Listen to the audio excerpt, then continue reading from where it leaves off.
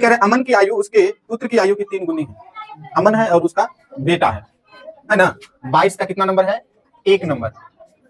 माना अमन की या अमन के पुत्र की आयु बराबर, अब बताओ अमन के बेटा है, अमन है तो बड़ के होगा, बड़ अमन होगा। अमन के बेटा की बात कर रहे हैं, अमन के बेटा तो अमन से छोटे होगा।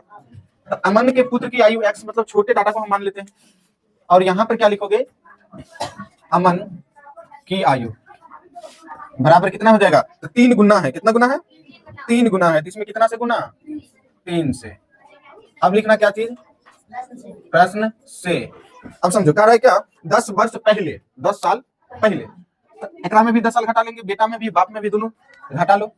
x माइनस 10, ये है बाप में भी घटा लो 10, दोनों को 10 साल पहले मतलब दोनों की उम्र घट जाएगा।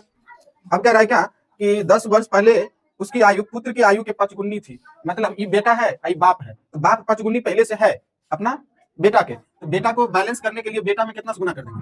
5 से। इसको इसमें गुना कर दो कितना?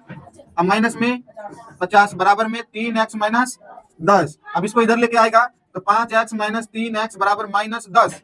ठीक है, और ये इधर चल जाएंगे तो प्लस में 50 हो जाएंगे। ये हो गया 2x बराबर 40। तो x बराबर यहाँ पर फाइनली कितना बटा बराबर 20। तो फाइनली x बराबर तुमको क्या निकल गया? अब यहाँ लिखेंगे अमन के पुत्र की आयु। अमन के पुत्र की आयु x माने हो और x का वैल्यू आया है तुमको 20, तो बेटा उसका कितना साल का? और अमन की आयु, अमन की आयु कितना हो जाएगा? 3x। तो 3x, x की जगह कितना रख देगा? 20। कितना रखेगा? तो 20 दिया 60 वर्ष का बाप है और 20 साल का कथी है? बेटा है। बात सही है ना? अगर उल्टा निकल जाता कि बेटा हो जाता 60 साल का, बाप निकल हो जाता कितना? 20 साल का, तो गड़बड़ हो जाता।